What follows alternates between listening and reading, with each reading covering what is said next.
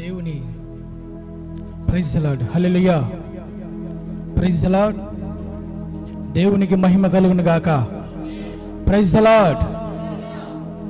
నా స్వరం సహోదరుడా చాలా చిన్న స్వరం నాది, మీ పాస్టర్ గారి పెద్ద స్వరం, కాబట్టి స్వరాన్ని గమనించి సౌండ్ పెట్టు. దేవుడు మనకి తోడయుండును గాక, మన కుటుంబాలని ఆశీర్వదించును గాక. Praise the Lord. ఆశ్చర్యకరంగా నాకు ఇలాంటి అవకాశాన్ని మరొకసారి అనుగ్రహించిన, నన్ను ప్రేమించిన నా దేవునికి బిడ్డలారా నా మనస్ఫూర్తిగా నేను స్తుతులు తెలియజేస్తున్నాను. అదేవిధంగా ఇందాక చెప్పాడు కదా బ్రదరు, నెల్లూరులో చాలా ఎక్కువగా సన్నిహితంగా కలిసిమెలిసి ఉంటాం. నేనేదో పెద్ద స్పీకర్నని నన్ను పిలవలేదు, కానీ బిడ్డరా మాకున్న సహవాస ఆ బంధాన్ని బట్టి దైవజనుడు నన్ను ఆహ్వానించడం జరిగింది. కాబట్టి దైవజనుడికి అలాగే మా అక్కకి నా హృదయపూర్వక వందనాలు తెలియజేస్తున్నాను. అక్కకు కూడా, సంఘాన్ని ప్రేమిస్తున్న బిడ్డలందరూ, ఎస్పెషల్లీ ముత్తుకూరు బిడ్డలు, మీ అందరికీ నా ప్రేమ వందనాలు తెలియజేస్తున్నా. దేవుడు మన కుటుంబాలకి తోడయుండును గాక. హల్లెలూయా. ఎన్నోసార్లు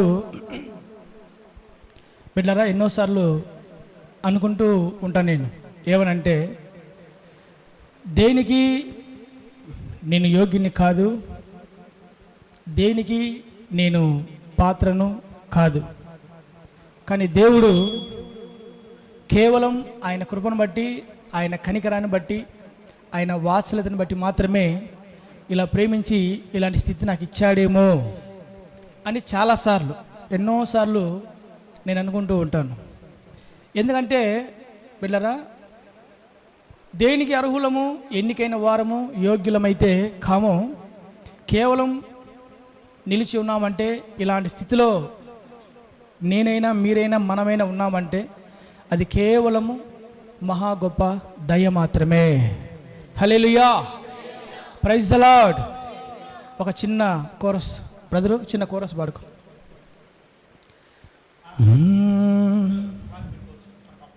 పర్లేదు బ్రదరు, మామూలు. నాదంటూ ఇలాలో ఏ ఒక్కటి లేదు, కలిగినవన్నీ నీ కృపయే. నాదంటూ ఇలాలో ఏ ఒక్కటి లేదు, కలిగినవన్నీ నీ కృపయే. నాదంటూ ఇలాలో ఏ ఒక్కటి లేదు, కలిగినవన్నీ నీ కృపయే. బ్రతికున్నానంటే నీ కృపనా, ఆయుష్కాలము నీ కృప. బ్రతికున్నానంటే నీ కృపనా, ఆయుష్కాలము నీ కృప. కృప వెంబడి కృపను పొందుచు, కృపలోనే సాగెదను. కృప వెంబడి కృపను పొందుచు, కృపలోనే సాగెదను. అత్యున్నతమైన కృపా సత్యములు కలిగి వేవేల మందికి కృప చూపు యేసయ్యా. అత్యున్నతమైన కృపా సత్యములు కలిగి వేవేల మందికి కృప చూపు యేసయ్యా. హల్లెలూయా. బైబిల్ తెరుద్దాం. యెహోషువ గ్రంథం 24వ అధ్యాయం 15వ వచనం చదువుకుందాం. యెహోషువ గ్రంథం 24వ అధ్యాయం 15వ వచనం.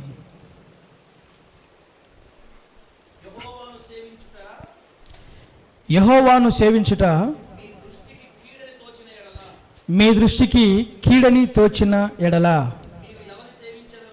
మీరు ఎవరిని సేవించదరో నది అద్దరిని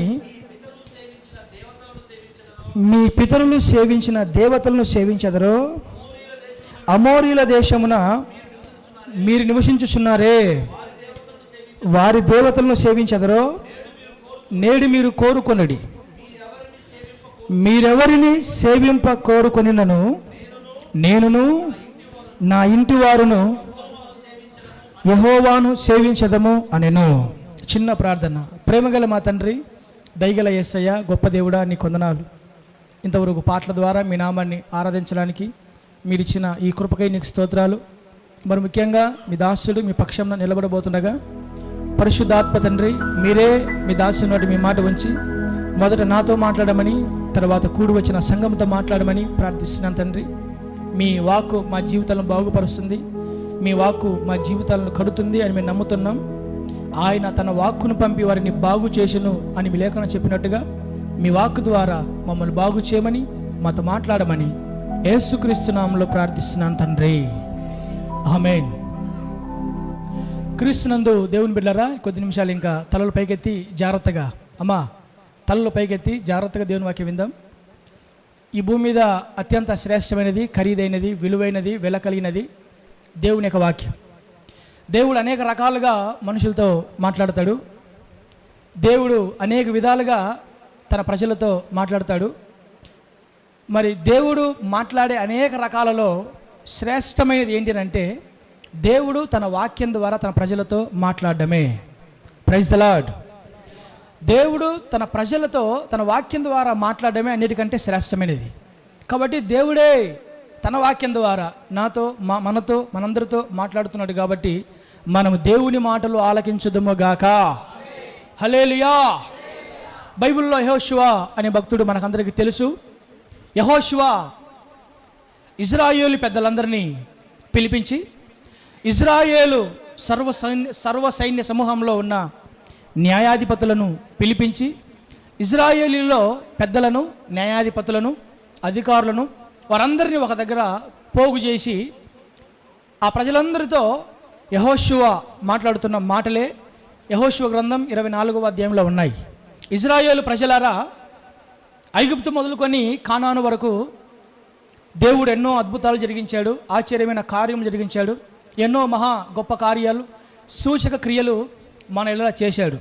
మన పితరులు ఐగుప్తు దేశంలో దాసులుగా, బానిసలుగా ఉన్న టైంలో దేవుడు మోషేను, అహరోను పిలిపించి వారిని ఏర్పరచుకొని వారి ద్వారా ఐగుప్తులో నుంచి తన ప్రజలను బయటికి తీసుకొని వచ్చాడు.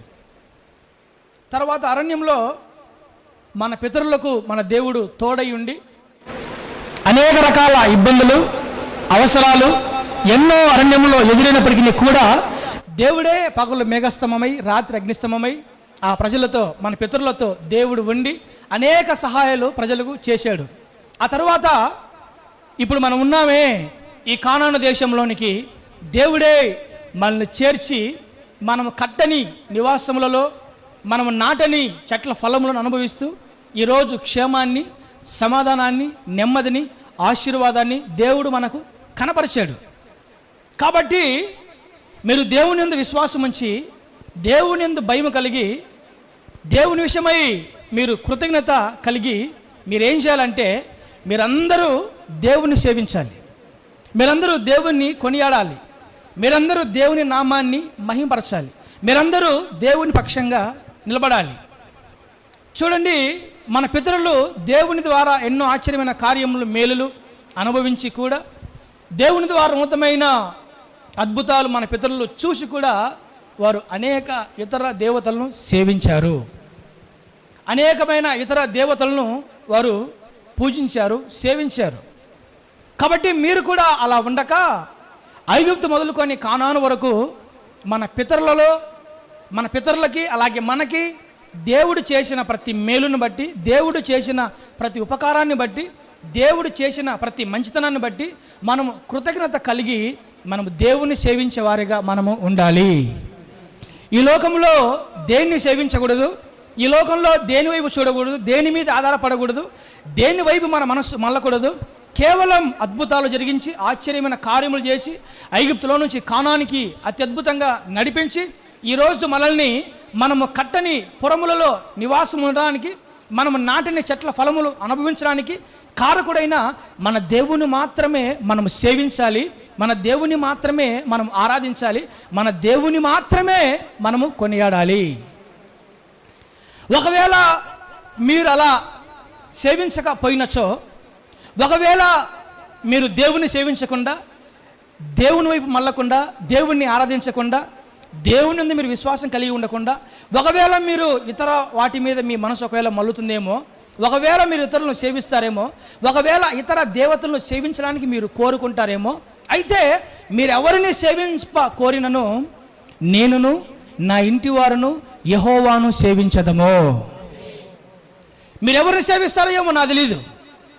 దేవుని యందు విశ్వాసం కలిగి, దేవుడు చేసిన ప్రతి మేలును బట్టి, ప్రతి ఉపకారాన్ని బట్టి, దేవుడు జరిగించిన ప్రతి ఆశ్చర్యమైన కార్యాన్ని బట్టి మీరు దేవుని సేవిస్తే సేవించండి, దేవునికి నమ్మకంగా ఉంటే ఉండండి, దేవుని విశ్వాసం కలిగి ఉంటే ఉండండి.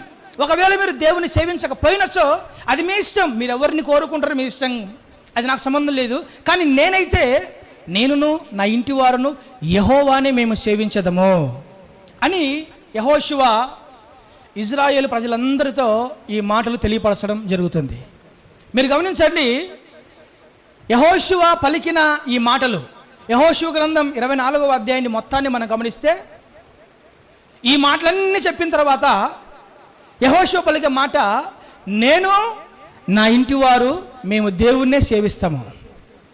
వీళ్ళంటారు ప్రజలందరూ, అట్లయితే మేము కూడా దేవుణ్ణి సేవిస్తాము, అలా అయితే మేము కూడా దేవుణ్ణి వెంబడిస్తాము, దేవుణ్ణి సేవిస్తాము, ఇంకా దేనిని మేము అనుసరించము, వెంబడించము అని మాట్లాడతారు.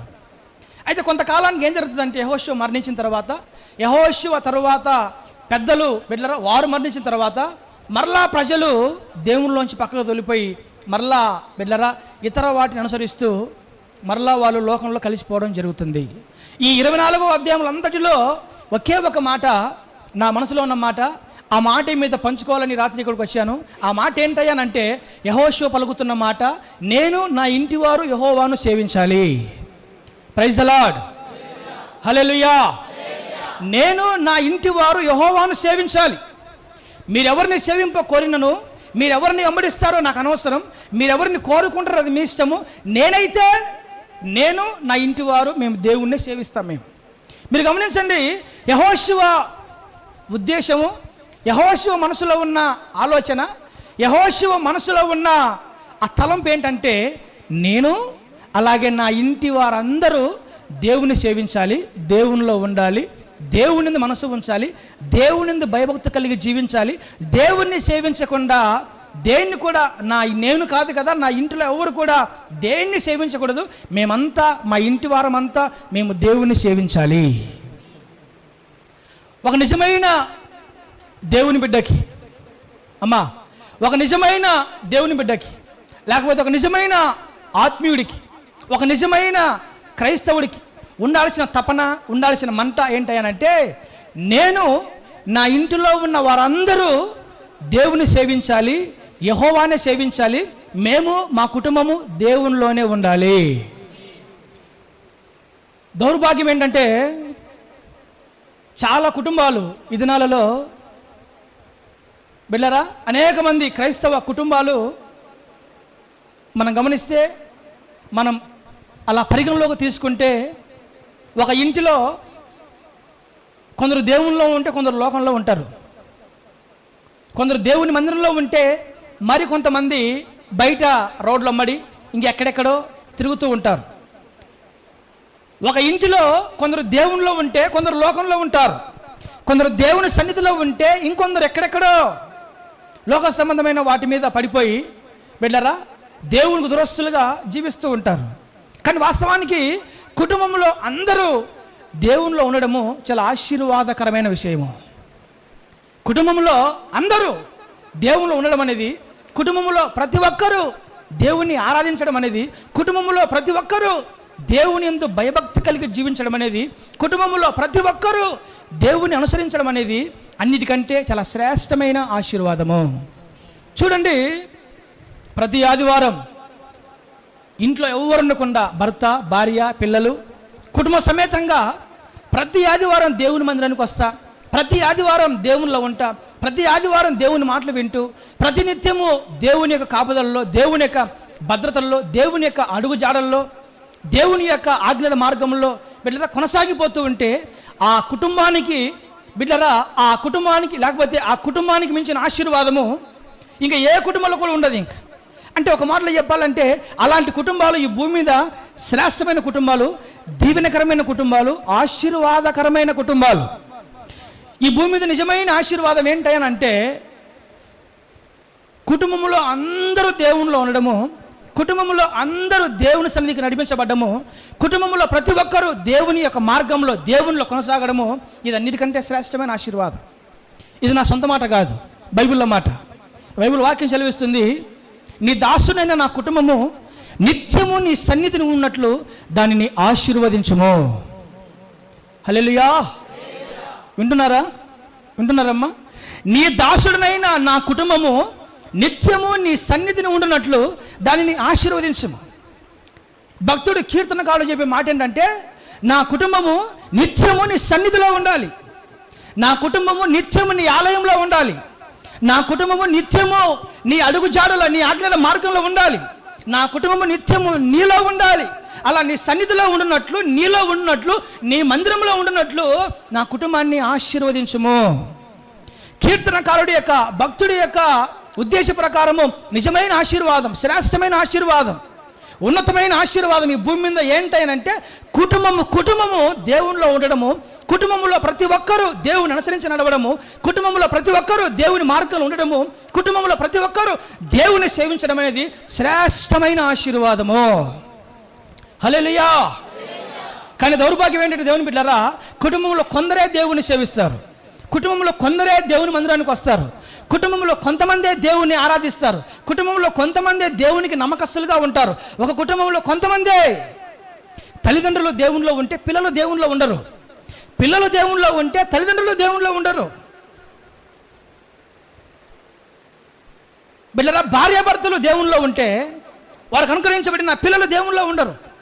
భర్త దేవుని మందిరంలో ఉంటే భార్య దేవుని మందిరంలో ఉండదు, లేదా భార్య దేవునిలో ఉంటే భర్త దేవునిలో ఉండడు. ఇలా ప్రతి కుటుంబంలో దాదాపుగా చాలా కుటుంబాలలో దేవుని బిడ్డలారా ఇలా అందరూ కుటుంబ సమేతంగా దేవునిలో ఉండడము, కుటుంబ సమేతంగా దేవుని మందిరంలో ఉండడము, కుటుంబ సమేతంగా దేవునిలో వారి జీవితాలు కొనసాగిపోవడము చాలా అరుదుగా కనపడుతూ ఉంటుంది.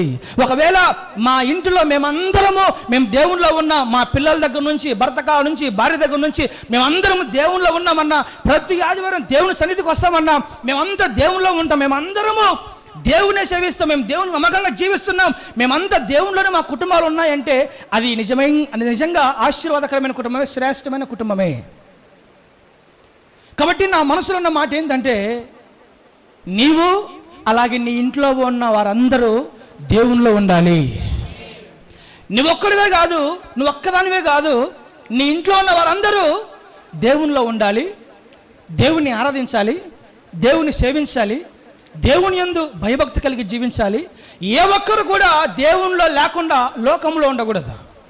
నీ ఇంట్లో ఏ ఒక్కరు కూడా దేవునిలో కాకుండా, దేవుని మందిరంలో కాకుండా లోకానుసారంగా, లోక క్రమంలో, లోక పద్ధతుల్లో, లోక సంబంధమైన జీవితాల్లో ఏ ఒక్కరు కూడా ఉండకూడదు. కాబట్టి నీ కుటుంబం విషయమై బాధ్యత, నీ పిల్లల విషయమై బాధ్యత, నీ భర్త విషయమై బాధ్యత, నీ భార్య విషయమై బాధ్యత ఖచ్చితంగా నీకు ఉండాల్సిందే. హల్లెలూయా. యెహోషువ చెబుతున్న మాట ప్రకారము మీరు ఎవరిని సేవిస్తారో ఏమో నాకు తెలియదు, కానీ నేను, నా ఇంటి వారు, మేము మాత్రం యెహోవాని సేవిస్తాం అని చెప్పడంలో ఉన్న ఉద్దేశం ఏంటయ్యానంటే, యెహోషువ యొక్క ఉద్దేశం ఏంటనంటే, దేవుని బిడ్డలారా యెహోషువ ఇంట్లో ఉన్న వారందరూ దేవునిలో ఉండాలి. నేను అలాగే నా ఇంట్లో ఉన్న వారందరూ దేవునిలో ఉండాలి. దీన్ని ఏమంటారంటే కుటుంబ విషయమైన బాధ్యత అంటారు, లేకపోతే కుటుంబ విషయమైన భారము అని అంటారు. దేవుని బిడ్డలారా, కుటుంబాలలో ఇలాంటి భారము, ఇలాంటి బాధ్యత కనపడకపోతే ఖచ్చితంగా కుటుంబాలు పాడైపోతాయి. కుటుంబాలు దేవునిలో ఉండాలి, పిల్లలు దేవునిలో ఉండాలి, భర్త దేవుని మందిరంలో ఉండాలి, భార్య దేవుని మందిరంలో ఉండాలి, పిల్లలు దేవుని మందిరంలో ఉండాలి, మేమంతా దేవుణ్ణి సేవించాలి, మేమంతా దేవునిలోనే ఉండాలి, మేమంతా దేవుణ్ణి ఆరాధించాలి. మేము దేవునిలో తప్పితే లోకంలో మేము ఉండకూడదు, లోకానుసారమైన జీవితంలో మేము ఉండకూడదు, లోక సంబంధమైన కార్యకలాపాల్లో మేము ఉండకూడదు, లోక పద్ధతుల్లో మేము ఉండకూడదు, లేదా సాతాను చేతుల్లో మేము ఉండకూడదు, సాతాను సంబంధులుగా మేము ఉండకూడదు. మేమంతా మా భర్త, మా భార్య, పిల్లలు మేమందరము మేము దేవునిలో ఉండాలి అన్న బాధ్యత, భారము వెళ్ళరా ప్రతి కుటుంబంలో ఉంటే ఈనాడు అనేక కుటుంబాలు, లేకపోతే వెళ్ళరా అలా ఉంటే ప్రతి కుటుంబము దీవెనకరమైన కుటుంబంగా దేవుడు మారుస్తాడు, చేస్తాడు. అలాగే దేవుని మందిరాలు కూడా దేవుని ఆత్మల చేత కలకల్లాడుతాయి. హల్లెలూయా, ప్రైజ్ ది లార్డ్. అంటే నా ఉద్దేశం ఏంటంటే కుటుంబ విషయమైన బాధ్యత మనకు ఉండాలి అన్నది నా యొక్క ఉద్దేశం. కుటుంబాల విషయమైన భారము మనకు ఉండాలి అన్నది నా ఉద్దేశం. ఈరోజు చాలామంది తల్లిదండ్రులు అనుకునే ఒక దురుద్దేశం చెప్పంటారు బిడ్డరా. చాలామంది తల్లిదండ్రులు అనుకునే ఒక గొప్ప దురుద్దేశం ఏంటంటే నేను పడిన కష్టము నా పిల్లలు పడకూడదు, నేను పడిన అగుచాటు నా పిల్లలు పడకూడదు, నాలాగా నా పిల్లలు బాధపడకూడదు, నాలాగా. ఇది చాలా చెడ్డ ఉద్దేశం. ఇది నా ఉద్దేశ ప్రకారం చాలామంది ఇలాగే వారిలాగా వారి పిల్లలు కష్టపడకూడదని, లేకపోతే వారి పిల్లలు వారిలాగా ప్రయాసపడకూడదని, వారిలాగా ఉండకూడదని సెన్సిటివ్గా సున్నితంగా పెంచుతారా. ఆఖరి వారు పెరిగి పెద్ద దేనికి శాత కాదు, దేనికి పనికి రాకుండా వెళ్ళిపోతారు బిడ్డలారు వాళ్ళు. చాలామంది తల్లిదండ్రులు నేను పడే కష్టం నా పిల్లలు పడకూడదు అని చెబుతూ వారి కోసం హార్నిశలు ప్రయాసపడుతూ వారి కోసం కష్టపడుతూ రెక్కలు ముక్కలు చేసుకొని బిడ్డరా కూలి పనులు చేసుకుంటూ సంపాదిస్తూ వారి కోసం డబ్బులు పోగేస్తూ ఏదేదో పిల్లల కోసం ప్రయాసపడుతున్నారు, కుటుంబాల కోసం ప్రయాసపడుతున్నారు. కానీ అదే ప్రయాస కుటుంబము దేవునిలో ఉండాలి, నా పిల్లలు దేవునిలో ఉండాలి, నా భార్య దేవునిలో ఉండాలి, నా భర్త దేవునిలో ఉండాలి, నా భార్య దేవుని సన్నిధిలో ఉండాలి, నా పిల్లలు దేవుని సన్నిధిలో ఉండాలి, నా కుటుంబము దేవుని సన్నిధిలో మేము ఉండాలి, దేవునిలోనే ఉండాలి అని ప్రయాసపడే తల్లిదండ్రులు, అని ప్రయాసపడే తండ్రులు చాలా కొద్ది మంది మాత్రమే. ఈరోజు కుటుంబాల విషయమై రేయింబగళ్ళు ప్రయాసపడుతూ కష్టపడుతూ కుటుంబాన్ని పోషించే విషయమై, కుటుంబాన్ని కాపాడుకునే విషయమై, కుటుంబానికి పోషణ నిమిత్తమై బిడ్డరా కుటుంబాన్ని పోషించుకునే నిమిత్తమై, కాపాడుకునే నిమిత్తమై ఎన్నో ప్రయాసపడే మనము అదే మన కుటుంబాలు దేవునిలో ఉండాలని, దేవునిలోనే సాగాలని, దేవునిలో కాకుండా లోకంలో ఉండకూడదని, దేవునిలో కాకుండా సాతాను సంబంధులుగా ఉండకూడదని, దేవునిలో కాకుండా బయటి వారిగా ఉండకూడదని ఖచ్చితంగా అదే భారము బాధ్యత ప్రతి తండ్రికి ప్రతి తల్లికి ఉంటే ఈనాడు ఎంతోమంది పిల్లలు యవనస్తుల జీవితాలు చాలా బాగుపడతాయి, వారందరూ పెరిగి పెద్దయి ప్రయోజకులుగా మార్చబడతారు. సంపాదన విషయంలో ఉన్న బాధ్యత దేవుని మందిరానికి నడిపించుకోవాలి, లేకపోతే దేవుని మందిరంలో ఉండాలి, లేకపోతే మేము దేవునిలో ఉండాలి, నా పిల్లలు దేవునిలో ఉండాలి, నా పిల్లలు దేవుణ్ణే సేవించాలి, నా పిల్లలు దేవుణ్ణి ఆరాధించాలి, నా పిల్లలు దేవుని అడుగు జాడల్లో దేవుని మార్గంలో నడవాలి అని అనుకునేవారు చాలా తక్కువ. అంటే సంపాదన విషయంలో ఉండే ఆసక్తి కుటుంబాలని, పిల్లలని దేవునిలోకి నడిపించుకోవడానికి, దేవుని సన్నిధికి బిడ్డరా తీసుకురావడానికి ఇలాంటి బాధ్యత చాలా కొద్ది మందికి మాత్రమే, చాలా అరుదుగా మాత్రమే ఉంటుంది. నేనేమంటానంటే మన ఇంటిలో ప్రతి ఒక్కరూ దేవునిలో ఉంటే, మన ఇంటిలో ఉన్నవారు ప్రతి ఒక్కరూ బిడ్డరా దేవుని సన్నిధిలో ఉంటే దీనికి మించిన ఆశీర్వాదమైన, దీనికి మించిన ధన్యత అయిన ఈ లోకంలో ఏది కూడా లేదు. గట్టిగా చప్పట్లు కొట్టి దేవుని నామమును మహిమపరద్దాం. హల్లెలూయా, ప్రైజ్ ది లార్డ్, హల్లెలూయా. నా మాట అర్థమవుతున్నాయా అన్న యాకోబన్న? అర్థమవుతున్నాయా?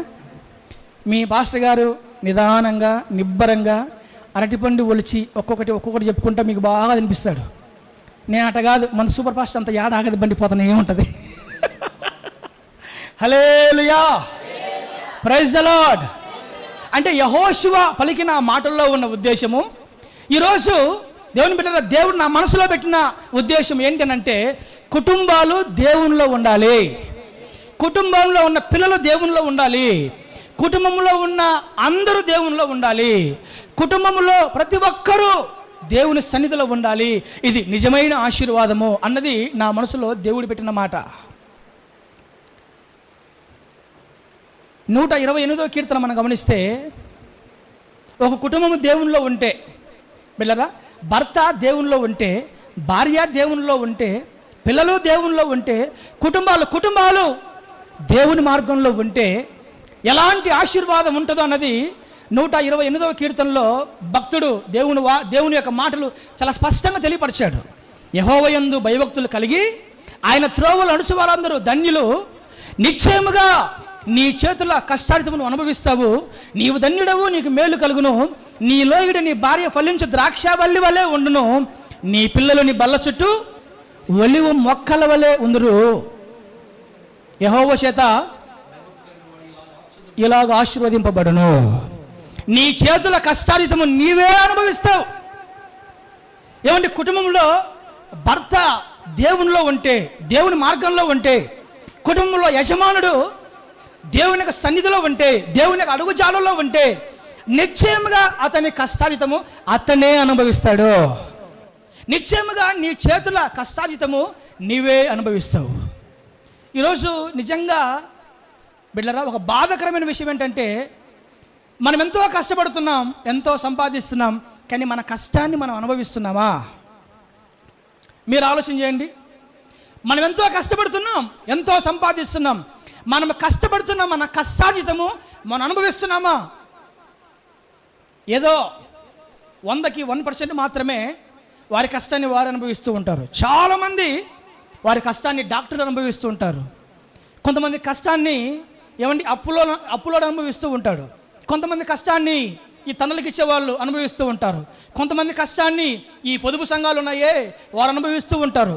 కొంతమంది కష్టాలని డాక్టర్లు, కొంతమంది కష్టాలని బ్రాందీ షాపులు, మరికొంతమంది కష్టాలని ఇలా చెప్పుకుంటూ పోతే చాలా కొద్ది మంది మాత్రమే వారి కష్టార్జితాన్ని వారే అనుభవిస్తారు. ఈరోజు నువ్వు కష్టపడుతున్నావు, నిశ్చయంగా నీ కష్టం, నీ ప్రతి పైసా నీ కుటుంబానికి ఉపయోగపడుతుందా? నువ్వు కష్టపడుతున్న ప్రతి పైసా నీ కుటుంబానికే ఉపయోగించబడుతుందా? నీ కుటుంబానికే కేటాయించబడుతుందా? ఈరోజు నువ్వు సంపాదించిన సంపాదన నీ కుటుంబానికి ఉపయోగపడుతుందా? నిశ్చయంగా నీ చేతి కష్టాన్ని నీవే అనుభవిస్తున్నావా? లేకపోతే లోకం అనుభవిస్తుందా? లేకపోతే ఇతరులు అనుభవిస్తున్నారా? అప్పుల వాళ్ళు అనుభవిస్తున్నారా? తనలకి ఇచ్చేవారు అనుభవిస్తున్నారా? డాక్టర్లు అనుభవిస్తున్నారా? బిడ్డలు ఇంకా ఎవరెవరో అనుభవిస్తున్నారా? ఇది భయంకరమైన శాపం. ఇది శాపాల్లో కంటే ఆ భయంకర శాపం ఏంటంటే, వాడు కష్టపడి సంపాదించిన సంపాదన వాడు అనుభవించకపోవడం భయంకరమైన శాపం ఇది. అందుకే చాలామంది చెప్తూ ఉంటారు, ఎంత సంపాదించినా మిగలటం లేదన్నా, ఎంత సంపాదించినా మిగలటం లేదు, ఎంత కష్టపడినా మిగలట్లేదు. ఎందుకని? భర్త దేవుని మార్గంలో, దేవుని త్రోవలో, దేవుని యొక్క అడుగుజాడల్లో, దేవుని సేవించేవాడిగా, దేవుని అనుసరించేవాడిగా, దేవుని యొక్క ఆజ్ఞ మార్గంలో నడిచేవాడిగా ఉంటే ఖచ్చితంగా అతని కష్టార్జితము అతనే అనుభవిస్తాడు. నీ లోగిడి నీ భార్య ఫలించు ద్రాక్షవల్లి వలె ఉండును. హల్లెలూయా.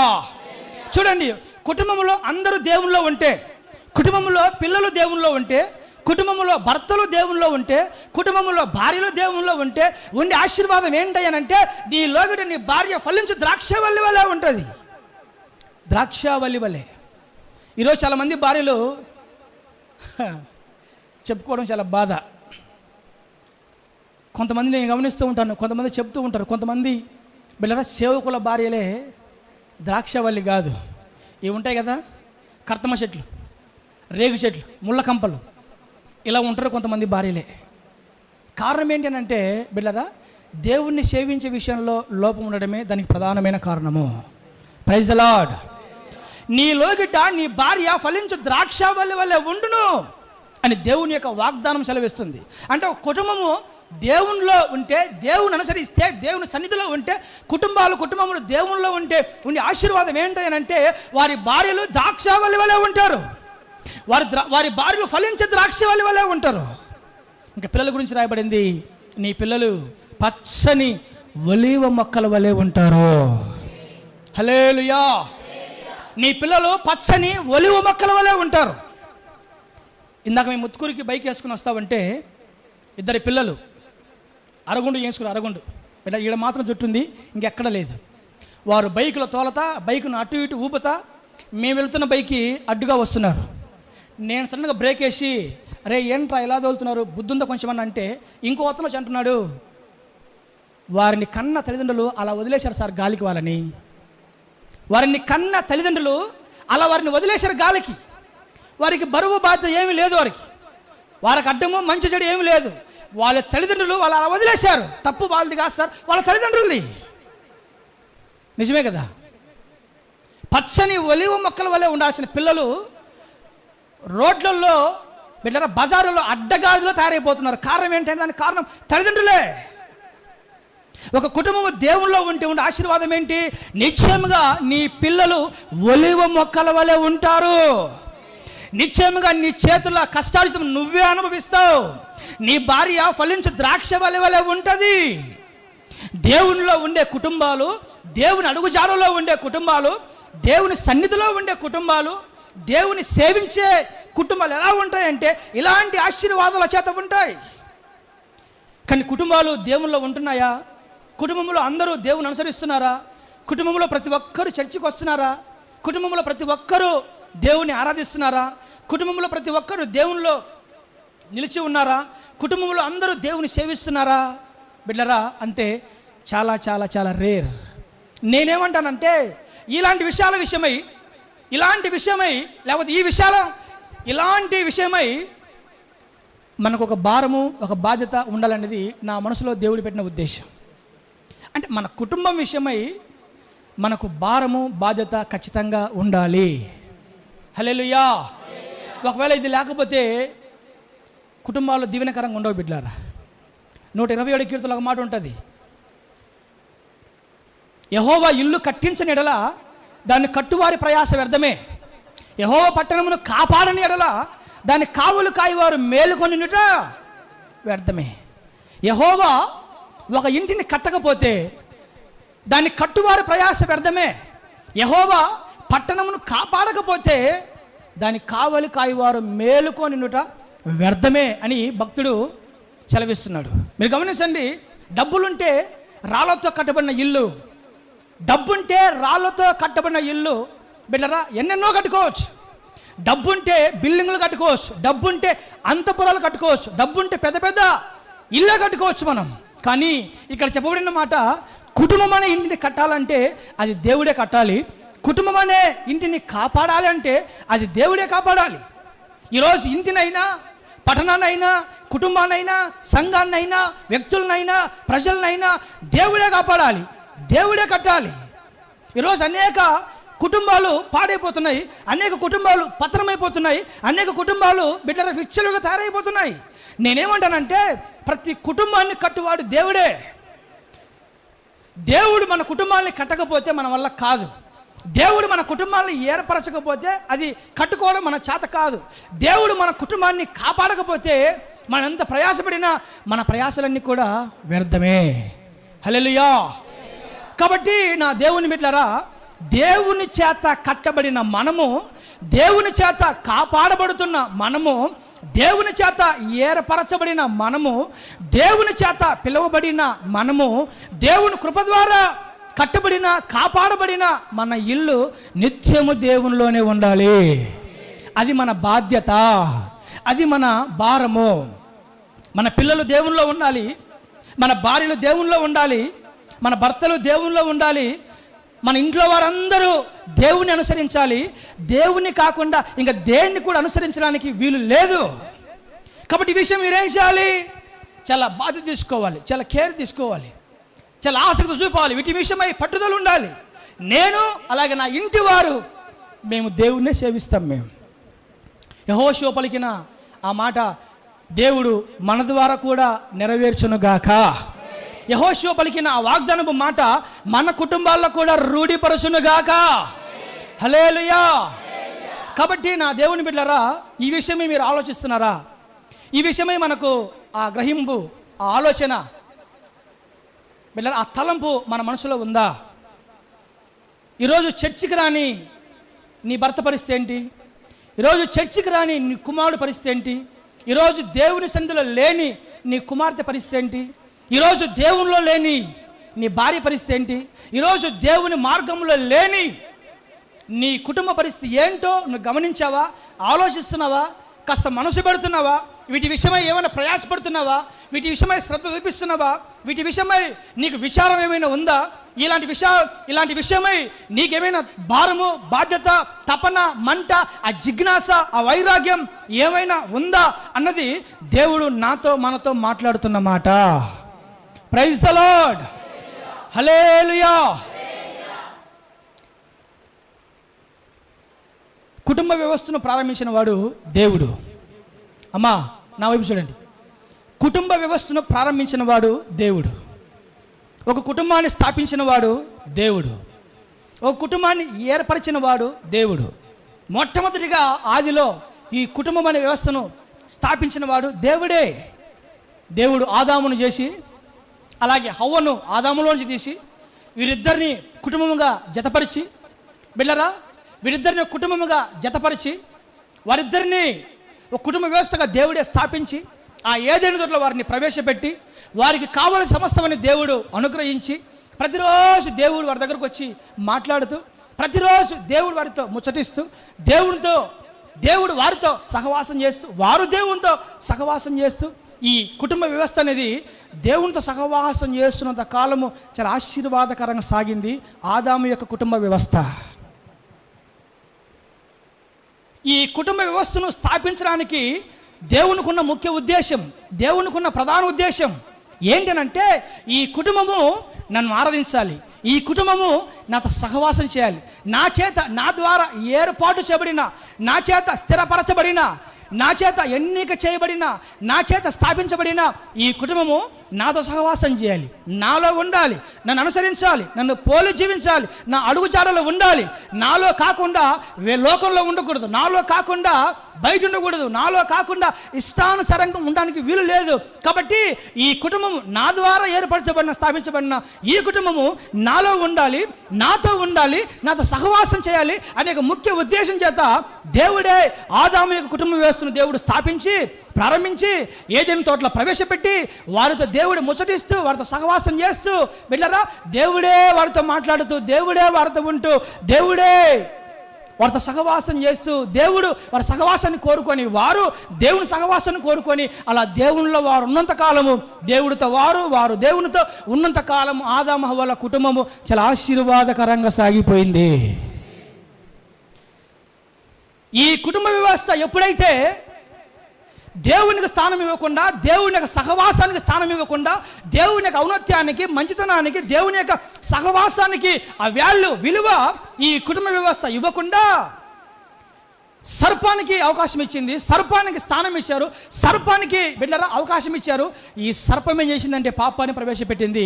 ఎప్పుడైతే సర్పానికి వీరు అవకాశం ఇచ్చారో, దేవుని పక్కన పెట్టి, దేవుని యొక్క సహవాసాన్ని పక్కన పెట్టి సర్పానికి అవకాశం ఇచ్చారో, తద్వారా పాపం ప్రవేశపడింది. పాపం ఎప్పుడైతే ప్రవేశించబడిందో కుటుంబంలో నేరారోపణ.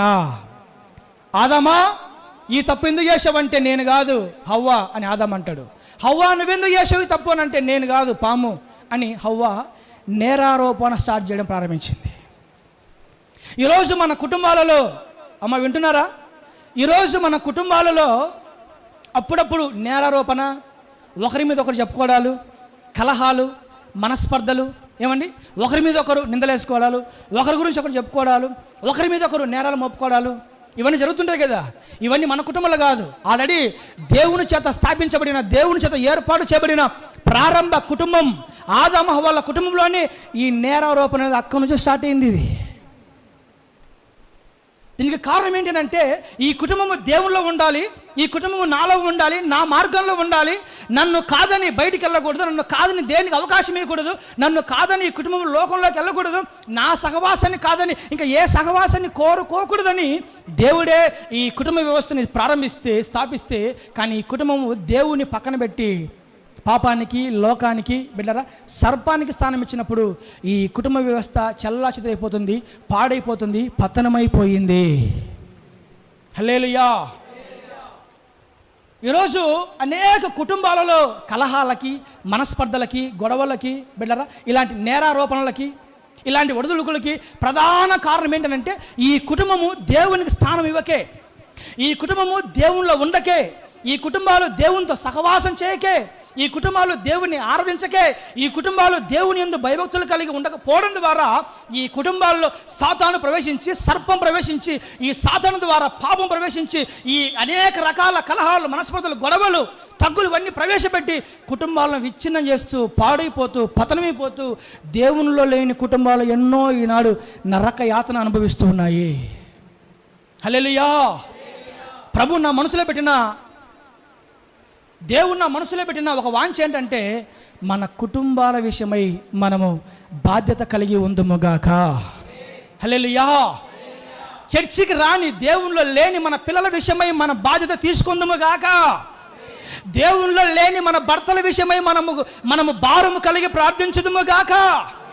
దేవునిలో లేని, ప్రభువులో లేని భార్యల కోసము మనము అంగలార్చుదుముగాక. హల్లెలూయా. Praise the lord. కాబట్టి అనేక కుటుంబాలలో కలహాలు, మనస్పర్ధలు, గొడవలు, విభేదాలు, నేరారోపణ అక్కడ నుంచే ప్రారంభ కుటుంబ వ్యవస్థ నుంచే ప్రారంభించబడింది. కాబట్టి అక్కడ స్టార్ట్ అయిన ఈ కలహాలు, ఈ యొక్క ఒడిదుడుకులు, ఇలాంటి నేరారోపణ, ఇలాంటి గొడవలు, మనస్పర్ధలు నేటికి కూడా అనేక కుటుంబాలలో, అనేక సంఘాలలో బిడ్డరా మన కళ్ళతో మనం చూస్తూ ఉంటాం. అనేక కుటుంబాలు ఇలాంటి వాటితోనే పతనమైపోతూ, విడిపోతూ, చల్లా చెదురైపోతూ ఉంటాయి. అంటే ఆనాడు ఏదైనా తోటలో ప్రవేశించిన సాతానుడు ఈనాడు అనేక కుటుంబాల్లో కూడా పనిచేస్తున్నాడు. ఆనాడు ఏదైనా తోటలో ప్రవేశపెట్టి పచ్చని కుటుంబ వ్యవస్థను పాడు చేసిన ఆ సాతాను ఈనాడు అనేక కుటుంబాల్లో ప్రవేశించి ఈ కుటుంబాలు కూడా పాడు చేస్తున్నాడు. ఆనాడు మొదలుపెట్టిన సాతాను యొక్క పనులు, లేదా సాతాను యొక్క గురి నేటికిని వాడు కొనసాగిస్తున్నాడు. నేటికిని వాడు వేగవంతంగా పనిచేస్తున్నాడు. నేటికిని వాడు అదే మనస్పర్ధలు, అదే గొడవలు, అదే ప్రాబ్లమ్స్ కుటుంబాల్లో పెట్టి కుటుంబాలను పాడు చేస్తున్నాడు. దీనికి ఏకైక కారణం ఏంటంటే కుటుంబము దేవుళ్ళు లేకపోవటం. ఒకరు దేవుల్లో ఉంటే ఇంకొకరు లోకంలో ఉండటం, ఒకరు దేవుల్లో ఉంటే ఇంకొకరు పాపంలో ఉండటం, ఒకరు దేవుని సన్నిధిలో ఉంటే మరొకరు వెళ్ళరా ఎక్కడో రోడ్లమ్మడి, బజార్లో అమ్మడి తిరగడం, కొందరు దేవుల్లో ఉంటే మరికొందరు ఇష్టానుసారంగా బయట తిరగడం, ఇవే కుటుంబాలు పతనమైపోవడానికి ప్రధానమైన కారణాలు. కాబట్టి యెహోషువ అంటాడు, నేను అలాగే నా ఇంట్లో వారందరూ మేము దేవుణ్ణి సేవించాలి. నేను నా ఇంటి వారందరూ మేము దేవుణ్ణి సేవించాలి. అన్నిటికన్నా శ్రేష్టమైన ఉద్దేశము మేము దేవునిలో ఉండాలి. ఏమున్నా ఏం లేకపోయినా మేము దేవునిలో ఉండాలి. ఏమున్నా లేకపోయినా, తినడానికి తిండి లేకపోయినా పర్లేదు, కానీ ప్రతి ఆదివారం మేము దేవుని సన్నిధిలో మా కుటుంబాలు కనబడాలి. హల్లెలూయా, హల్లెలూయా. ఒకవేళ ఆ పూట పస్తులను కూడా ప్రతి వారం మా కుటుంబాలు పచ్చని ఒలివ మొక్కల వలె ఉండి మా పిల్లలు మేము మా దేవుని సన్నిధిలో ప్రతి వారం మేము ఉండాలి. ఇలా ఆలోచించే వాళ్ళు వెళ్ళారా ఎంతమంది ఉన్నారు చెప్పండి? ఈరోజు చర్చికి రాని వారి విషయమై నీ యొక్క భారం ఏంటి? మన బాధ్యత ఏంటి? నువ్వు వచ్చావు చర్చికి, నువ్వు వచ్చావు, నువ్వు ఆరాధిస్తున్నావు, నువ్వు పాటలు పాడుతున్నావు, నువ్వు ప్రార్థన చేస్తున్నావు, నువ్వు భక్తి చేస్తున్నావు, నువ్వు దేవుని కొనియాడుతున్నావు, మంచిదే, నువ్వు వచ్చావు మంచిది. కానీ నీ ఇంట్లో రాని వారి పరిస్థితి ఏంటి? నువ్వు చర్చికి వచ్చావు, క్రమం తప్పుకుని ప్రతి ఆదివారం వస్తున్నావు నువ్వు, కానీ రాని వారి పరిస్థితి ఏంటి? ఇంకా లోకంలో ఉండి ఇంకా మార్పు లేని, ఇంకా మారని నీ ఇంట్లో వారి పరిస్థితి ఏంటి? వాళ్ళు అట్లాగే ఉండిపోవాలా? వారి కోసం మనకు భారము బాధ్యత ఉండొద్దా? అలాంటి వారి విషయమై మనం దేవుని దగ్గర విచారించొద్దా? అలాంటి వారి విషయమై మనకు పరితాపం ఉండొద్దా? అలాంటి వారిని ఏ విధము చేతనైనా సరే మా కుటుంబాలన్నీ దేవునిలో ఉన్నట్లు మనం ప్రయాసపడొద్దా అంట నేను. నోవాహును గమనించండి బిడ్డలారా, నోవాహును గమనించండి. మరి కొద్ది రోజుల్లో బహు భయంకరమైన ఉగ్రత భూమి మీదకి రాబోతుంది. అది వరకు అన్నడు కూడా రాని కలగని ఒక భయంకరమైన ఉప్పెన ఉగ్రత భూమి మీదకి రాబోతుంది. కాబట్టి ఏం చేయాలి? నేనొక్కనే తప్పించబడితే స్వార్థం అవుతుంది, నేనొక్కనే బాగుంటే అది స్వార్థం అవుతుంది. నేను నా ఇంటి వారందరూ కూడా క్షేమంగా ఉండాలి. ఉగ్రత దినమందు నేను తప్పించబడాలి, అలాగే నా ఇంటి వారందరూ తప్పించబడాలి. శ్రమ దినమందు నేను తప్పించబడాలి, అలాగే నా ఇంట్లో ఉన్న వారందరూ తప్పించబడాలి అని నోవాహు దేవుడు చెప్పిన కొలతల ప్రకారము తన కుటుంబ క్షేమం నిమిత్తమై బిడ్డరా ఒక పెద్ద ఓడను అతను తయారు చేసుకుంటూ ఉంటాడు. అనుకున్న ఉగ్రత, రావాలనుకున్న ఉగ్రత రాని వచ్చింది. కానీ నోవాహు ఎంతో కష్టపడి తన కుటుంబం కోసం ఓడను సిద్ధపరచుకుంటాడు. ఆ భయంకరమైన ఉగ్రత దినాన తన కుటుంబం వారిని ఓడలో ప్రవేశపెట్టుకుంటాడు. లోకమంతా పాడైపోతుంది, కానీ నోవాహు కుటుంబం మాత్రము ఓడలో సిద్ధపరచబడిన, తయారు చేయబడిన ఓడలో తన కుటుంబము క్షేమంగా ఉంటుంది. హల్లెలూయా. మీరు గమనించండి, తన కుటుంబము క్షేమంగా ఉండడానికి, తన కుటుంబము ఉగ్రతను తప్పించబడడానికి, తన కుటుంబము పాడైపోకుండా ఉండడానికి నోవాహు పడిన కష్టం అంతా ఇంత కాదు. ఈరోజు మనం ఒక అరగంట ప్రార్థన చేసి, ఎంత ప్రార్థన చేసినా నా భర్త మారట్లేదన్నా, ఎంత ప్రార్థన చేసినా నా పిల్లలు మారట్లేదన్నా, వీణేం చేయాలన్నా అని చెప్తా ఉంటాం మనం. ఏంటి 10 నిమిషాలు అరగంట ప్రార్థన చేసి ఎంత చేసినా వీళ్ళు మారట్లేదన్న అని మనం సాకులు చెప్తా ఉంటాం మనం. ఈరోజు ఒక అక్క అంటుంది నాతోన, అన్న ఎంతో చేసినా ఈయన కోసం, ఎంత చేసినా వీడు మారట్లేదన్నా, పనికి మాట్లాడన్నా వీడు అని భర్త కూడా సాక్ష్యం ఇస్తా ఉంది. అట్ట కాదు లెక్క మారతలే, లేదన్నా వీడు మారడు, ఇంకా ఎంత చేసినా ఇంతేనన్నా. కానీ నోవాహు ఎంత చేసి ఉంటాడో తన భార్య విషయమై, తన కోడళ్ళ విషయమై, తన కుమారుల విషయమై నోవాహు ఎంత కష్టపడి ఓడ నిర్మిస్తే ఉగ్రదినమందు కుటుంబం పాడైపోకుండా తప్పించబడి క్షేమంగా ఉంటుంది. హల్లెలూయా. నా దేవుని బిడ్డలారా, మన కుటుంబాలు క్షేమంగా ఉండాలంటే అది మనల్ని బట్టే ఉంటుంది. ఖచ్చితంగా మన కుటుంబాలు క్షేమంగా ఉండాలంటే అది మనల్ని బట్టే ఉంటుంది. మన కుటుంబం క్షేమం విషయమై మనం చాలా ప్రయాసపడాలి. మన కుటుంబాలు దేవునిలో ఉండే నిమిత్తమై మనము చాలా శ్రద్ధ తీసుకోవాలి. మనం ఒకవేళ నిర్లక్ష్యంగా మనం ఉన్నామంటే ఖచ్చితంగా మన కుటుంబాలలో అనేక మంది విడబడతారు. మన కుటుంబాలలో అనేక మంది సాతాను చేతుల్లోకి వెళ్ళిపోతారు. మన కుటుంబాలలో అనేకులు మన కళ్ళ ముందే పాడైపోతారు. అప్పుడు మనం ఎంత తలడినా, ఎంత అల్లాడినా, ఎంత ఏడ్చినా ఫలితము శూన్యము. కాబట్టి దేవుని బిడ్డలారా, దేవుడిచ్చిన సమయం మనకు ఉన్నప్పుడే మన కుటుంబాలు దేవునిలో ఉండడానికి మనం ప్రయాసపడదుముగాక. హల్లెలూయా. నోవు యొక్క ఉద్దేశం అంతా ఒకటే, ఎలాగైనా సరే నా కుటుంబము జలప్రలయంలో కొట్టుకొని పోకూడదు, ఏ విధము చేతనైనా సరే నా కుటుంబం క్షేమంగా ఉండాలంతే. అందుకోసము ఎన్ని ఏళ్ళు కష్టపడి ఓడను కట్టాలని అన్ని ఏళ్ళు కష్టపడతాను నేను. పడ్డాడు, చాలా ఏళ్ళు కష్టపడ్డాడు. కష్టపడి ఓడ నిర్మించి తన ఇంటి వారి రక్షణ కొరకై ఓడను నోవాహు సిద్ధపరచుకొని క్షేమాన్ని తన కుటుంబానికి సంపాదించుకున్నాడు. హల్లెలూయా. Praise the lord. నేనేమంటానంటే నోవాహు అంత కష్టం మనం పడకపోయినా బిడ్డల మనకున్న పరిధిలో మన ఇంట్లో రక్షణ లేని వారు, మన ఇంట్లో దేవుని సన్నిధికి రానివారు, మన ఇంట్లో దేవుళ్ళు లేని వారి విషయమై కనీసం కొంతైనా మనం ప్రయాసపడాలి, కొంతైనా మనం ఏడవాలి, కొంతైనా మనం కన్నీరు కార్చాలి, కొంతైనా వారి కోసం అంగలార్చాలి, కొంతైనా వారి విషయమే మన బాధ్యత, భారము మనం ఖచ్చితంగా తీసుకోవాల్సిందే. హల్లెలూయా. ఓడా దేవునికి సాదృశ్యము, లేదా దేవుని మందిరానికి సాదృశ్యము. యేసయ్య అనే ఓడలో నీ పిల్లలు ఉండాలి. మందిరము అనే ఓడలో నీ భర్త ఉండాలి. మందిరము అనే ఓడలో నీ పిల్లలు ఉండాలి. మందిరము అనే ఓడలో నీ బంధువులు ఉండాలి. మందిరము అనే ఓడలో నీ సంతానం ఉండాలి. యేసయ్య అనే ఓడలో నీ కుటుంబం ఉండాలి. అప్పుడే నీ కుటుంబానికి సంపూర్ణ క్షేమము, నెమ్మది ఖచ్చితంగా అనుగ్రహించబడుతుంది. హల్లెలూయా. Praise the lord. దేవునికి స్తోత్రం కలుగును గాక, దేవునికి మహిమ కలుగును గాక. హల్లెలూయా. Praise the lord. నా మాటలు బాగా అర్థమవుతున్నాయా? అర్థమవుతున్నాయంటే గట్టి హల్లెలూయా చెప్దాం. హల్లెలూయా. అర్థం కాకపోయినా హల్లెలూయా చెప్దాం.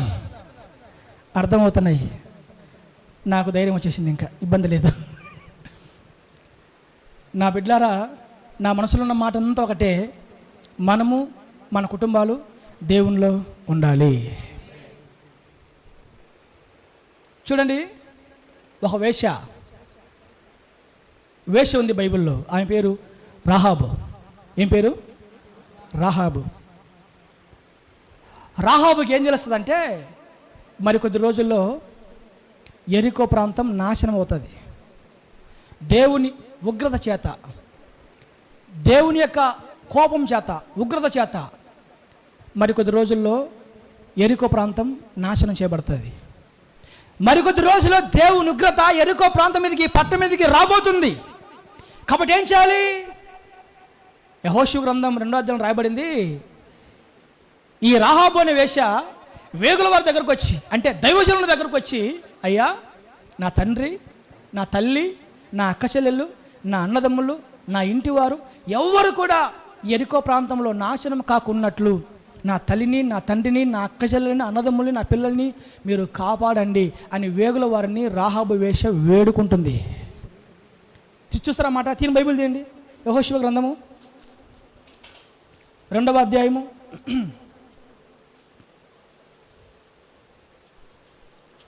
2వ అధ్యాయము 10వ వచనం కానండి.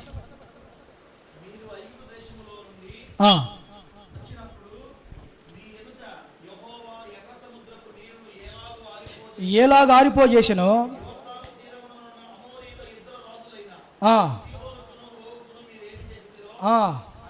అనగా ఆ సంగతి మేము విన్నప్పుడు మా గుండెలు కరిగిపోయాను. మీ దేవుడనే యెహోవా పైన ఆకాశమందును క్రింద భూమి యందును దేవుడే. మీ ఎదుట ఎట్టి మనుషులకైనను ధైర్యం ఏమాత్రం ఉండదు. నేను ఉపకారం చేసింది కనుక మీరును నా తండ్రి ఇంటికి వారికి ఉపకారం చేసి నాకు నిజమైన ఆనవాళ్ళు ఇచ్చి, నా తండ్రియు, నా తల్లియు, నా అన్నదమ్ములను, నా అక్క చెల్లెలను, వారికి కలిగి ఉన్న వారందరూ చావకుండా బ్రతుకనిచ్చి రక్షించినట్లుగా దయచేసి యెహోవా తోడని ప్రమాణము చేసిరి. గట్టిగా చేతులెత్తి హల్లెలూయా. నిద్రపోయే వారందరూ హల్లెలూయా. ఉన్నారు అక్కడక్కడ అడపదడప. ఈ మాట అర్థమైనాయా? అమ్మ మాట అర్థమైనాయా? రాహాబు వేశ్య నా తండ్రి ఇంటివారు, నా అక్క చెల్లెళ్ళు, నా అన్నదమ్ములు, నా ఇంట్లో ఉన్న వారందరూ చావకుండా బ్రతుక నిమిత్తము.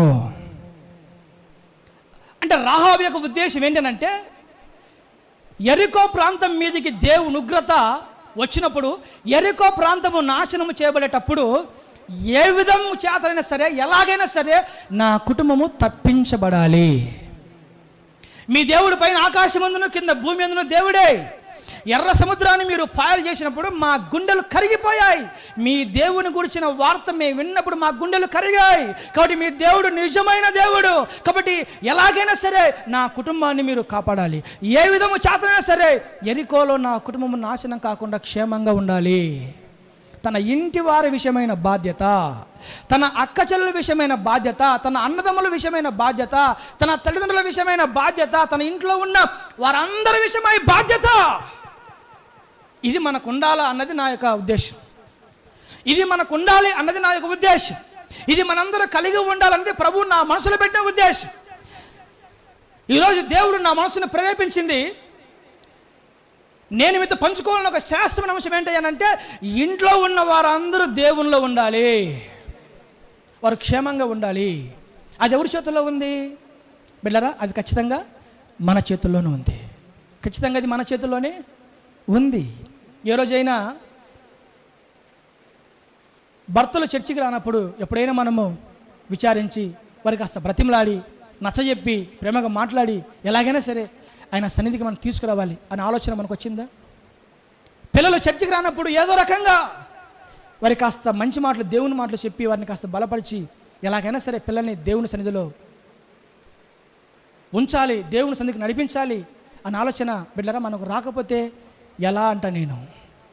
ఖచ్చితంగా మనమే కాదు, మన పిల్లలు కాదు బిడ్డరా, మన ఇంట్లో ఉన్న చిన్న చిన్న పిల్లలు, సండే స్కూల్ పిల్లలు కూడా మన దేవుని సన్నిధిలో ఖచ్చితంగా ఉండాల్సిందే. హల్లెలూయా. యెహోవా నీ దాసుడైన నా కుటుంబము నిత్యము నీ సన్నిధిని ఉండునట్లు దానిని నీవు ఆశీర్వదించుము.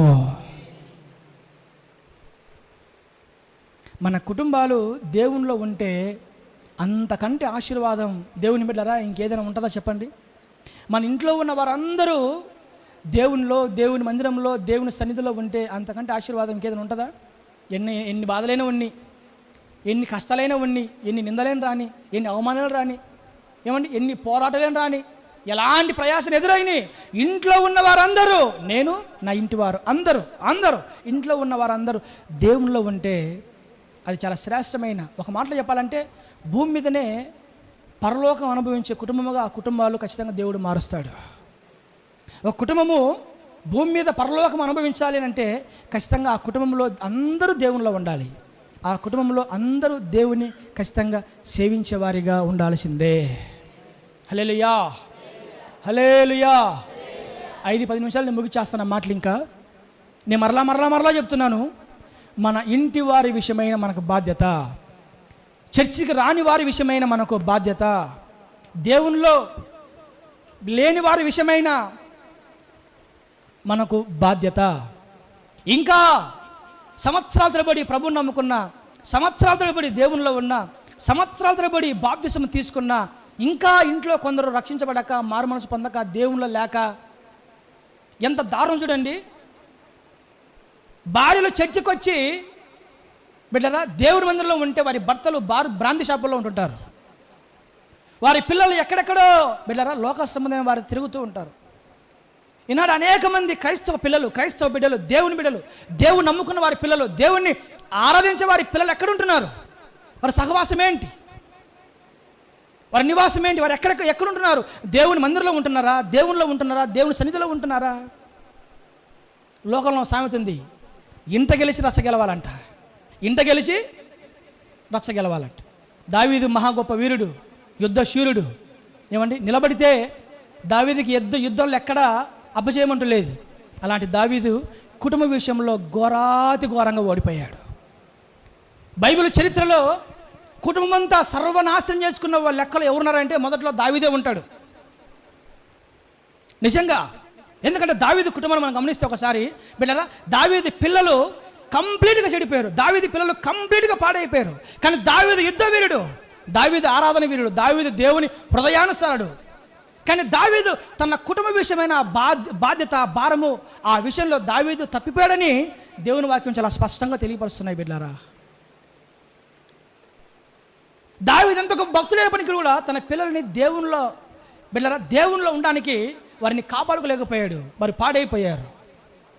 దావీదు పెద్ద కుమారుడు అమ్నోన్ యెహోనాదాబు అనే ఒక పనికిమాలతో సహవాసం చేసి పాడైపోతాడు. దావీదు రెండవ కుమారుడు అబ్షాలోం అహితోపేలు అనేవాడి పనికిమాల ఆలోచనలు తీసుకొని తన జీవితాన్ని పాడు చేసుకుంటాడు. దావీదు మూడో కుమారుడు సొలొమోన్ బిళ్ళరా అన్య స్త్రీలు మోయాబు స్త్రీలతో సహవాసం చేసి తన జీవితాన్ని పాడు చేసుకుంటాడు. సొలొమోను కుమారుడు రెహబాము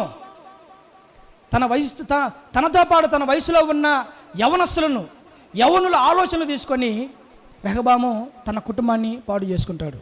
బిళ్ళరా, దావీదు పిల్లల కాలంలో కుటుంబాలు చీలిపోతే దావీదు మనవడి కాలంలో ఏకంగా రాజ్యమే చీలిపోయింది. దీనికి కారణం ఏంటి? దేవునిలో లేక. అమ్మా వింటున్నారా? దావీదు కుటుంబము, దావీదు పిల్లలు పాడైపోవడానికి, విచ్ఛిన్నమైపోవడానికి కారణం ఏంటంటే దావీదు కుటుంబము దేవునిలో లేక. దావీదు పెద్ద కుమారుడు అమ్నోను యెహోనాదాబు అనే ఒక లోక సంబంధమైన వారితో సహవాసం చేసి పాడు చేసుకుంటాడు. అబ్షాలోము అహితోపేలు అనే ఒక పనికిమాలుడి ఆలోచన తీసుకొని పాడు చేసుకుంటాడు. సొలొమోను మోయాబు స్త్రీలతో అన్నితో సహవాసం చేసి తన జీవితాన్ని పాడు చేసుకుంటాడు. వీళ్ళందరూ దేవుని లెక్కలో ఉన్నవారు, వీళ్ళందరూ దేవుని చేత పిలువబడ్డవారు, ఏర్పరచబడ్డవారు, ఆరాధన వీరుడి యొక్క సంతానం. వీళ్ళంతా దేవుని యొక్క హృదయానుసారుగా పిలువబడుతున్న సంతానం వీళ్ళందరూ. దావీదు మనవడు రెహబాము కాలం లేకంగా రాజ్యమే చీలిపోతుంది. ఎందుకంటే వీరిలో కొంతమంది దేవుల్లో ఉంటే కొంతమంది లోకంలో ఉన్నారు. కొంతమంది దేవుని యొక్క అడుగు జాడల మార్గం నడిస్తే దేవుని కొంతమంది భయభక్తులు కలిగి జీవిస్తే కొంతమంది లోక సంబంధ సలహాలు, లోక స్నేహము, లోక సంబంధమైన వారి సలహాలు. వెళ్ళరా, లోకస్తులతో స్నేహం. బైబిల్ మనం గమనిస్తే మీరు ఎక్కడైనా చూడండి, బైబిల్ని భక్తులు బైబిల్ను స్టార్ట్ చేసినప్పుడు మీకు కృప కలుగును గాక, సమాధానం కలుగును గాక అని తన అధ్యాయాన్ని ప్రారంభిస్తారు కొత్త నిబంధన కాలంలో భక్తులు. పౌలు ఇంచుమించు 14 పత్రికలు రాశాడు. పిల్లలు మీరు గమనించండి, ఈ పత్రికలన్నిటి మనం గమనిస్తే వీరందరూ దేవుని వాక్యాన్ని ప్రారంభించేటప్పుడు అమ్మలారా వీళ్ళందరూ దేవుని వాక్యాన్ని ప్రారంభించినప్పుడు మీకు కృప సమాధానం కలుగునుగాక అని భక్తులు తన పత్రికలు స్టార్ట్ చేశారు. కానీ దావీదు విచిత్రం, దావీదు వెరైటీ. దావీదు ఎలా రాలేదు, దావీదు స్టార్ట్ చేయడమే దుష్టుల ఆలోచన చొప్పున నడవక, పాపుల మార్గం నిలవక, అపహాసకులు కూర్చున్న చోటున కూర్చుండక, యెహోవా ధర్మశాస్త్రాన్ని ధ్యానించుచు దాని యందు ఆనందించేవాడు ధన్యుడు. అట్టివాడు నీటి కాలంలో ఎవరు నాటబడినదై ఆకు వాళ్ళకు తన కాలమందు చెట్టు వలె ఫలమిచ్చు చెట్టు వలె ఉండును, అతను చేయనిదంతయు సఫలమగును. భక్తులందరూ మీకు సమాధానం కలుగును గాక, కృపగలును గాక ఆయన తన పత్రికలు స్టార్ట్ చేస్తే, దావీదు మాత్రము దుష్టులు, అపహాసకులు, పాపులు వీరితో సహవాసం చేయొద్దు అంటున్నాడు.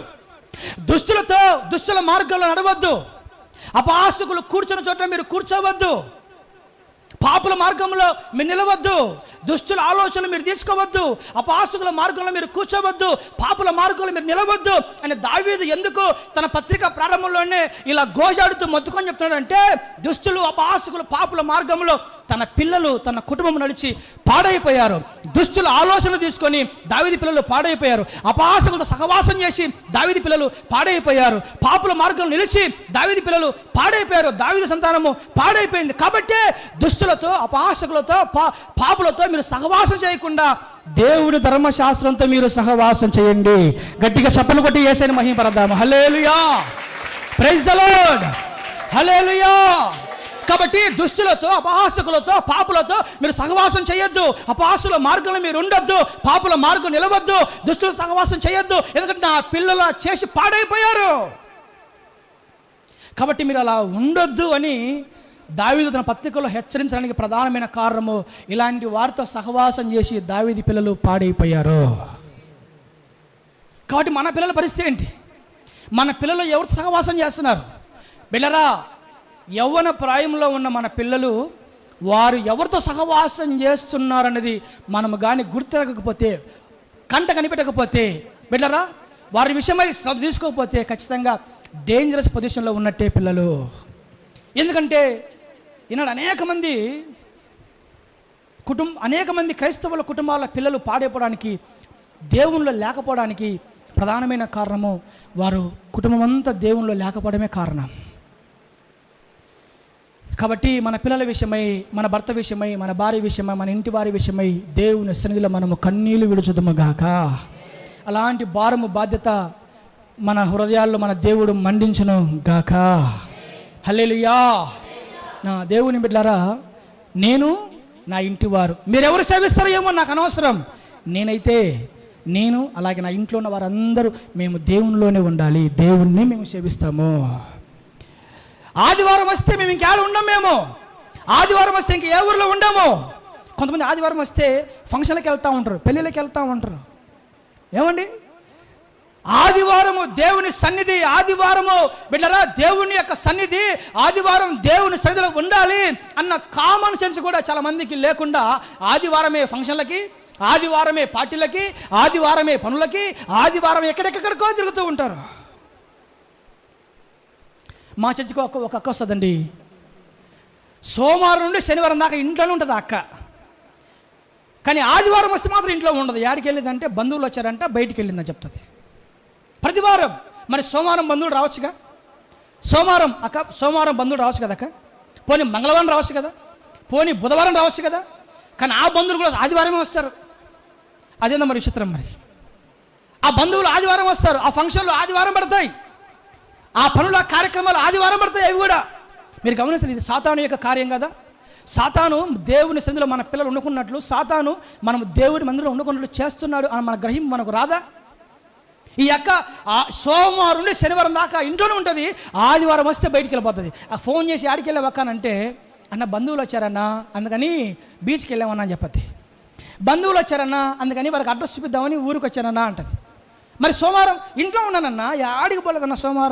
శనివారం కూడా ఇంట్లో ఉన్నానన్నా, యాడికి పోలేదన్నా. మరి ఆదివారం ఇంట్లో ఉండదు, యాడికి వెళ్ళద్ది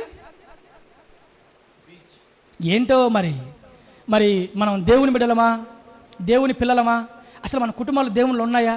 అసలు మన బండి, మన క్రిస్టియన్ లైఫ్ ఎలా పోతుంది, ఎలా సాగిపోతుంది? కాలు జారే పరిస్థితుల్లో మనం ఉన్నామా? లేకపోతే పర్ఫెక్ట్గా దేవుళ్ళు ఉన్నామా, ఇబ్బంది లేదా, మన పిల్లలు ఇబ్బంది లేదా, మన భార్య ఇబ్బంది లేదా, మన కుటుంబాలు ఇబ్బంది లేదా, మన తల్లిదండ్రులు ఇబ్బంది లేదా. రాహాబు అంటుంది, నా అన్నదమ్ములు, నా తల్లిదండ్రులు, నా అక్క చెల్లెళ్ళు, వాళ్ళ ఇంటి వారందరూ క్షేమంగా తప్పించబడాలి. హల్లెలూయా, ప్రైజ్ ది లార్డ్. కాబట్టి మీరు గమనించండి, ఒకవేళ ఎప్పుడైనా మీరు చర్చికి వెళ్ళే టైంలో మీ బంధువులు వచ్చి మిమ్మల్ని డిస్టర్బ్ చేశారనుకోండి, ఆ బంధువులను సాతానికి పంపించాడని బిడ్డరా అక్కడ బంధించి మీరు ఖచ్చితంగా చర్చికి రావాల్సిందే. Praise the Lord. సాతానుడు ఎప్పుడు ఆటంకం చేయని వాడు కేవలం ఆత్మ సంబంధమైన కార్యకలాపాలలో, ప్రార్థన విషయాలలో, భక్తి విషయాలలో, దేవుని సంబంధమైన విషయాల్లోనే సాతానుడు ఎక్కువగా ఆటంకపరుస్తాడు. ఈ సంగతి మనం బాగా గమనించాలి. అది మనకు అర్థం కాదు, మన వెంటనే వాడు సరెండర్ అయిపోతూ ఉంటాం. మనం దైవజనులు మన కోసం ఎంత ప్రయాసపడుతున్నారు, దైవజనులు మన కోసం ఎంత దిగులు పడుతున్నారు, దైవజనులు మన కోసం ఎంత విచారిస్తున్నారు. మరి సన్నిధికి రాకపోతే, చర్చికి రాకపోతే, దేవుని మాట వినకపోతే దైవజనులు ఎంత బాధపడతాడు, ఎంత దుఃఖపడతాడు. మరి దైవజనులు ఎంత ప్రయాసపడి ఇక్కడికి వస్తున్నాడు అని బిడ్డలారా మనకు ఆలోచనలు రావాలి. మనం ఏమన్నా చిన్న పిల్లలమా, సండే స్కూల్ పిల్లలమా కాదు కదా. మనము బిడ్డరా నిజం చెప్పాలంటే ఇక్కడ అందరూ మాకంటే పెద్దోళ్ళే ఉండేది. ఇక్కడ దైవజనులు మన కోసం ఎంత ప్రయాసపడుతున్నారు, దైవజనులు మన కోసం ఎంతగా తాపత్రయపడుతున్నారు. మనం చర్చికి రాకపోతే సేవకుడు దుఃఖపడతాడు, చర్చికి వెళ్ళకపోతే దేవుడు, దైవజనుడు ఎంతగా బాధపడతాడు అన్న ఆలోచన మనకు రావాలి. ఏ విధము చేతనైనా సరే ప్రతి ఆదివారం మనం దేవుని సన్నిధిలో ఉండాల్సిందే. అది పెళ్ళైనా సావైనా, వాటెవర్ మేబీ ఏదైనా కావచ్చు. ఆదివారం వస్తే మన కుటుంబాలు దేవునిలో ఉండడానికి మీరు ఎంతకైనా తెగించాల్సిందే మీరు. ఎందుకంటే మరికొద్ది రోజుల్లో ఉగ్రత రాబోతుంది, మరికొద్ది రోజుల్లో నాశనం సంభవించబోతుంది, మరికొద్ది రోజుల్లో దేవుని ఉగ్రత భూమి మీదకి రాబోతుంది, మరికొద్ది రోజుల్లో లోకము మాయమైపోతుంది, మరికొద్ది రోజుల్లో లోకము బిడ్డరా లోక ఆశలు గతించిపోతాయి, మరికొద్ది దినాల్లో, మరికొన్ని ఏళ్లలో లోకము దాని ఆశలు గతించిపోతాయి. కానీ ఈ లోకంలో, లేకపోతే ఈ లోక మాయలో, ఈ లోక ఉగ్రతలో ఏ ఒక్కరు కూడా మన ఇంటి వారు నశించిపోకుండా కాపాడుకునే బాధ్యత మనకు ఉండునుగాక. హల్లెలూయా. విచిత్రం ఏంటంటే బిడ్డలారా, కొంతమంది ఇంట్లో అందరూ దొంగలే ఉంటారు బ్రదరు. కొంతమంది ఇంట్లో అందరూ దొంగలే. ఎలాంటి వాళ్ళు? అననీయ, సఫీర్ లాంటి వాళ్ళు. ఎలాంటి వారు? అననీయ, పేతురు వచ్చి, అననీయ ఇంతకే అమ్మేవా? ఇంతకే. నిర్దాక్షిణంగా అబద్ధం చెప్పేస్తాడు దైవ సేవకుడికి. తర్వాత భార్య వస్తుంది. పోనీ ఈ భార్య అయినా కాస్త భక్తిగా ఉంటుందేమో, ముసిగేసుకొని అన్ని భాషలు మారుతుంటుంది కదా ఈ భార్య అయినా కాస్త భక్తిగా మంచి మాటలు ఉన్నటువంటి వాస్తవం చెప్తుందేమో అని పరీక్షిస్తే ఈ భార్య కూడా అంతే, మా ఆయన చెప్పింది రైట్ అయ్యగారు అంటది. బిడ్డరా ఏమైందో మనకందరూ తెలిసింది.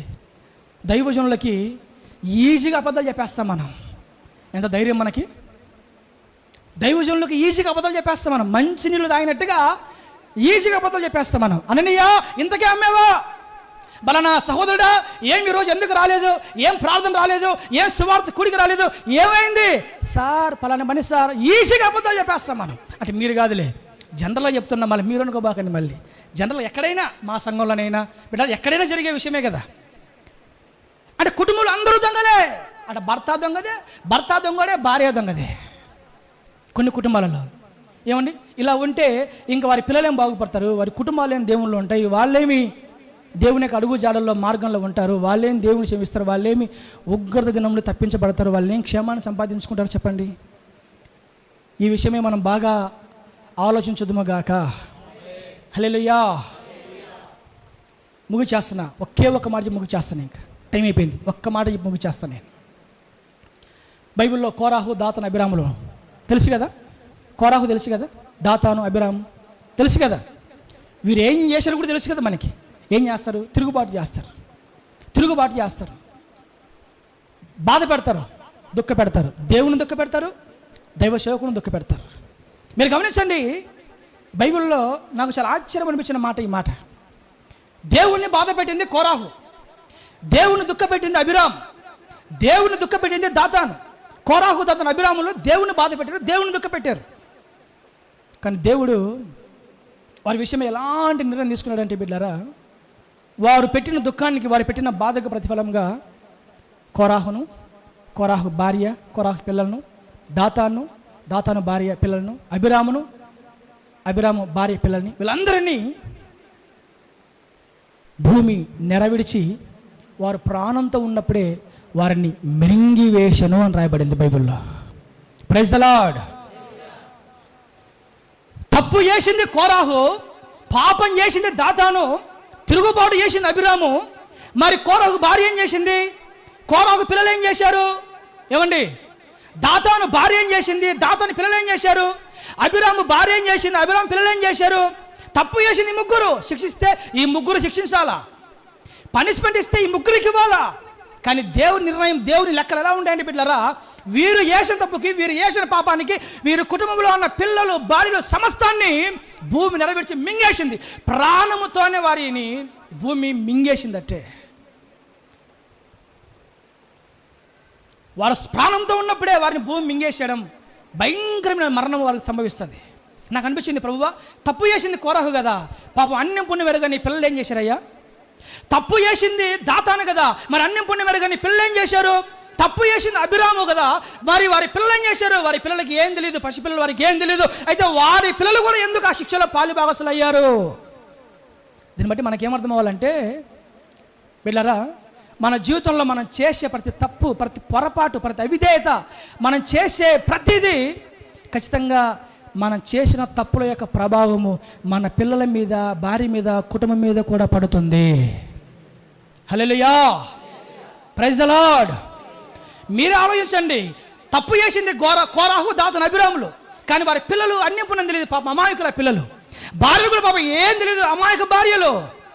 కానీ వారితో పాటు వారి భార్యలు కూడా భయంకరమైన శిక్ష, మరణం అనుభవించారు. వారితో పాటు వారి పిల్లలు కూడా భయంకర మరణం, శిక్ష అనుభవించారు. కారణం ఏంటంటే వీరి ప్రభావం వీరి మీద కూడా పడింది. కుటుంబంలో పెద్దల ప్రభావము పిల్లల మీద ఖచ్చితంగా పడుతుంది. మనం చేసిన తప్పును బట్టి, మనం చేసిన అవిధేయతను బట్టి, మనం చేసిన అతిక్రమాలను బట్టి, మనం చేసిన తిరుగుబాటును బట్టి, మనము దేవునిలో లేని విధానాన్ని బట్టి, మనం చేసిన ప్రతి దాన్ని బట్టి అది మన పిల్లల మీద కూడా వస్తుందని నగ్న సత్యము, బైబిల్లో రాయబడిన మాట ఇది.